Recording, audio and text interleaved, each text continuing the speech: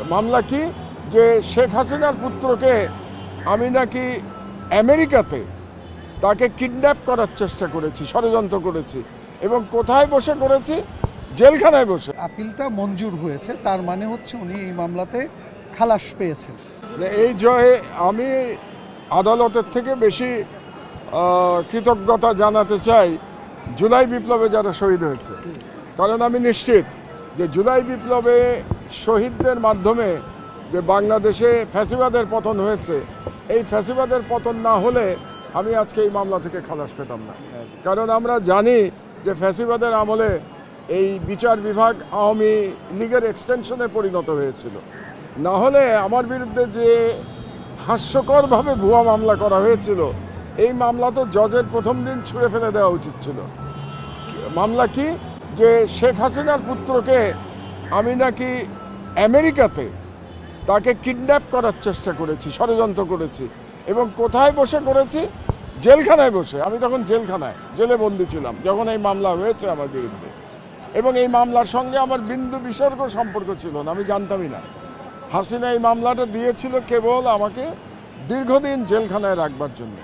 তো এই ধরনের মামলা যে কোনো দেশে যেখানে আইন আছে, বিচার আছে, গণতন্ত্র আছে, বিচার বিভাগের স্বাধীনতা আছে, সে দেশে প্রথমে এই মামলা রিজেক্ট হয়ে যেত।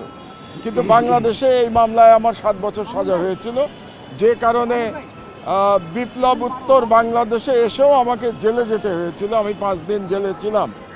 তো আমি আইনের প্রতি শ্রদ্ধাশীল ছিলাম। আমি সারেন্ডার করেছি, বিদেশ থেকে এসে জেলখানায় গেছি, আদালতে মামলা করেছি। মামলা করে আজকে আমি মামলায় রায় পেয়েছি, এই মামলায় খালাস দিয়েছে আমাকে। এবং এই মামলা যে ভুয়া সেটা নিশ্চয়ই জজ বুঝতে পেরেছেন, আমরা যেটা জানতে পারবো রায় পড়বার পরে। তো আমি বাংলাদেশের জনগণকে অভিনন্দন জানাই যে আমরা নতুন করে স্বাধীনতা পেয়েছি, জনগণের অধিকার ফিরে এসছে।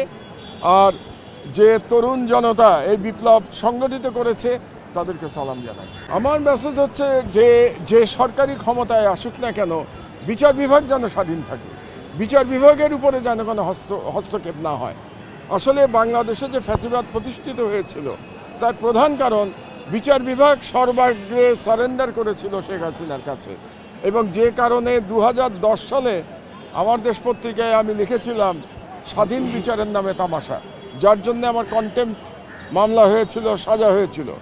তো আমি আশা করব শুধু বর্তমান সরকার নয়, ভবিষ্যতে যে গণতান্ত্রিক সরকার আসবে নির্বাচনের পরে, তারা যেন বিচার বিভাগে হস্তক্ষেপ না করে এবং বিচার বিভাগ স্বাধীনভাবে থাকে।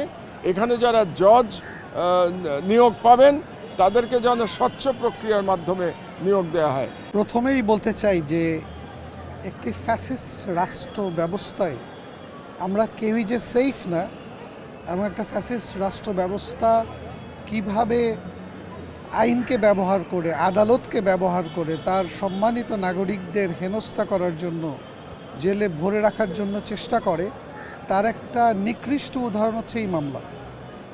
এই মামলার ঘটনায় সত্যের বিন্দুমাত্র কিছু ছিল না, সাক্ষী ছিল না, কোনো এভিডেন্স ছিল না। আইনেরও তোয়াক্কা করতে হয় নাই। আইনের তোয়াক্কা না করে, এভিডেন্স ছাড়া একজন মানুষকে যে সাজা দেয়া যায়, একজন রেসপেক্টেড সিটিজেনকে যে সাজা দেয়া যায়, তার উদাহরণ আমরা এই মামলাতে দেখেছি।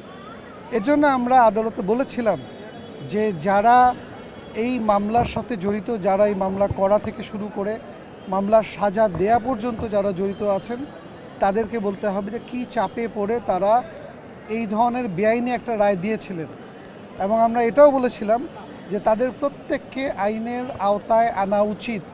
এটা যদি আইনের আওতায় যদি না আনা হয়, তাহলে এই উদাহরণ, এই ধরনের ঘটনা ইন ফিউচারেও হতে পারে। তো আমাদের প্রথমত কথা হচ্ছে যে আমরা খুশি যে আইনের মাধ্যমে আমরা মাহমুদুর রহমান স্যারকে আমরা মুক্ত করতে পেরেছি। উনি আজকে মুক্ত, উনি খালাস পেয়েছেন। তবে এই আইনের শাসনের ধারা অব্যাহত থাকবে, এটা আমরা আশা করি।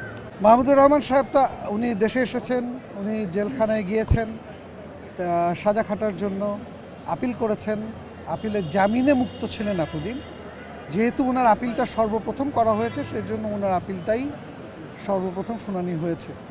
অন্যান্য যারা পরবর্তীতে এসে আপিল করেছেন তাদের আপিলগুলো এখনও নিষ্পত্তি হয়নি। তো যেহেতু আমাদের আপিলটা প্রথমে করা ছিল, এর জন্য আমাদের আপিলটাই প্রথমে নিষ্পত্তি হয়েছে, আর অন্যান্য আপিলগুলো এখনও বিচারাধীন আছে।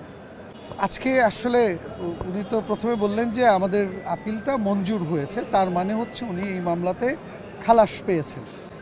তারপর আদালতের রায়ের সার্টিফাইড কপি পেয়ে আমরা দেখব যে এই রায় আর কী কী অবজারভেশন আছে।